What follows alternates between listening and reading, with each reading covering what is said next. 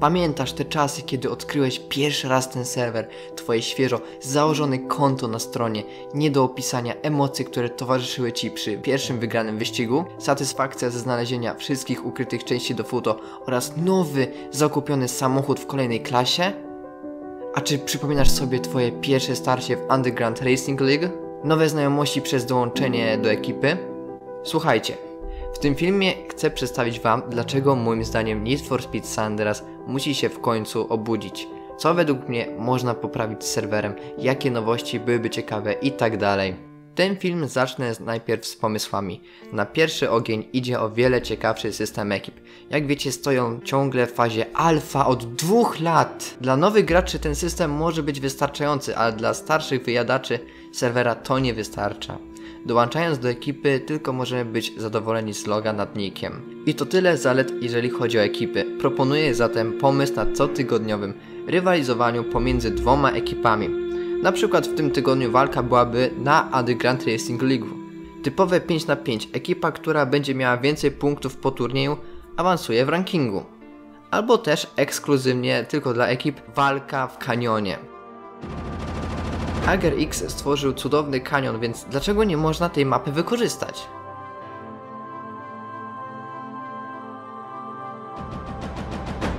Kolejny pomysł związany z ekipami to perki. Po przekroczeniu określonej liczby osób w ekipie można by było kupować perki za pieniądze wpłacone do konta ekipy. Teraz podam przykłady tych perków.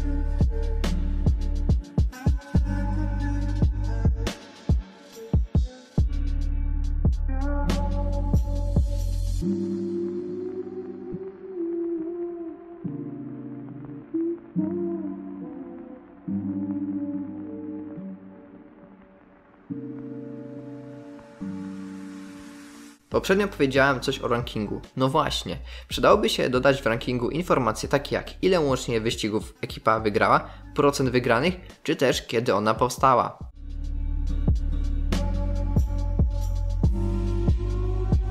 Macie już dość słabych, monotonnych i chaotycznych zlotów? Jeśli tak, to ten pomysł może wam się spodobać. Dlaczego by nie powtórzyć zlotu, gdzie musieliśmy wykręcić najwięcej punktów driftując autem? Zamiast typowego oceniania aut czy też dragi na 1/4 mili, można to przecież zastąpić oficjalnymi zlotami, które byłyby organizowane co 2 tygodnie. Zlot, który zmienił się w konkurs skoków kaskaderskich, czy też zlot SUV-ów, gdzie trzeba będzie wjechać na samą górę Montchiliad jak najkrótszym czasie? Da się? Da! Można jeszcze tyle kreatywnych zlotów zrobić, ale pamiętajcie, że one przecież nie muszą być oficjalne. Lecz preferowałbym, żeby jednak były, bo nagrodami zajmą się wtedy administracja serwera.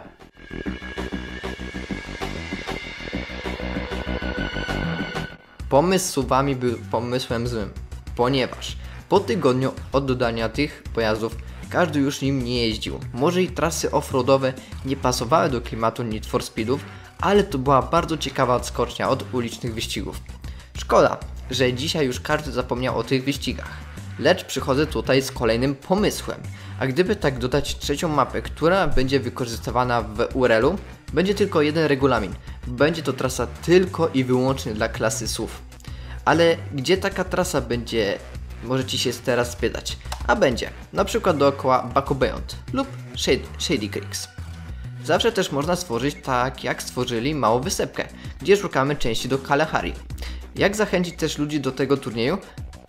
Byłyby większe nagrody za uczestniczenie w takim URL-u.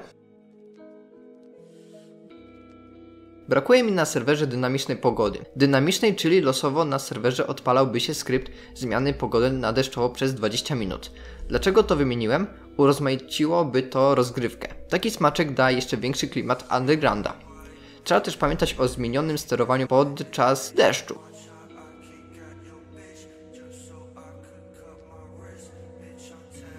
Pierwszy w tym odcinku pomysł związany ze stroną serwera. W tym momencie możemy tylko sprawdzić garaż znajomego, przejrzeć ranking, w którym są przedstawione ostatnie rekordy tras. No właśnie, a czemu by nie dodać opcji, gdzie moglibyśmy porównać swoje statystyki ze znajomymi? Teoretycznie da się porównać, ale taki sposób byłby o wiele wygodniejszy i przyjemniejszy. Jakby to wyglądało? Byłby przedstawiony wtedy wykres prezentujący, kto w jakiej kategorii jest lepszy.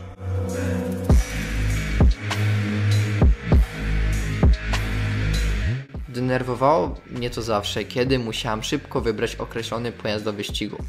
Ale to nie jest łatwe, kiedy masz garaż zapchany 60 autami. Wiem, auto można zawsze wyszukać, ale też można przecież posegregować auta w garażu na klasy.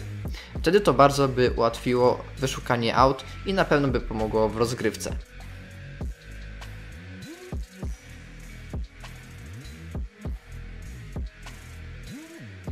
Ile razy zdarzało mi się nie zdążyć na wyścig przez to, że twórca pokoju ustawił wynik o wiele mniejszy od mojego auta.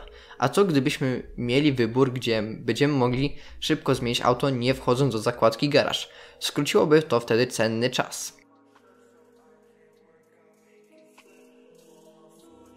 Racja, ten pomysł nie pasuje w klimat Need for Speedów, ale dlaczego nie warto spróbować z giełdami aut, gdzie sprzedawalibyśmy swoje nieużywane już auta? Wiem, pewnie w waszych głowach już jest myśl, że ludzie by to wykorzystywali i kupowaliby auta klasy A za 1000 dolców na drugich swoich kontach. Otóż nie. To system decydowałby wtedy o cenie auta. Według mnie to byłby odważny pomysł z prowadzeniem tego na serwer, ponieważ większość byłaby za, lecz i też pojawiliby się ci, którym ten pomysł nie pasowałby. Propozycja z Worda. Po kilku wyścigach autem on po prostu byłby poobijany i byśmy musieli go naprawić. Koszt napraw nie byłby duży, a urozmaiciłby trochę rozgrywkę. Gdybyśmy wcale nie naprawiali auta, on po prostu miałby słabsze osiągi.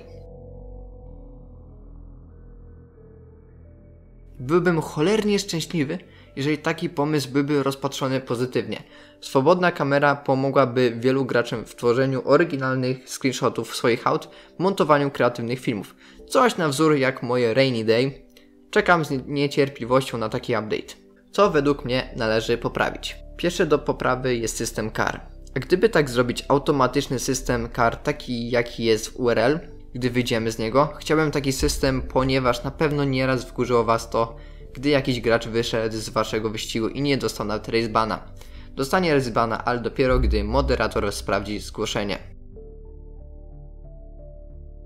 Propozycja podobna do poprzedniej, tylko tutaj chodzi o zwiększenie kar za wyjście z wyścigu. Gdy opuścimy pierwszy raz wyścig, nie zostajemy ukarani za to. Moja propozycja to całkowicie usunąć to jedno pozwolenie na wyścig, bo i tak będą gracze wychodzili.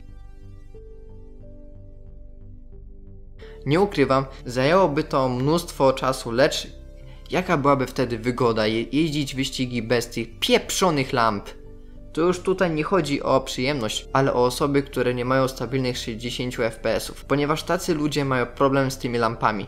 Co lampa ich obraca o 360 stopni.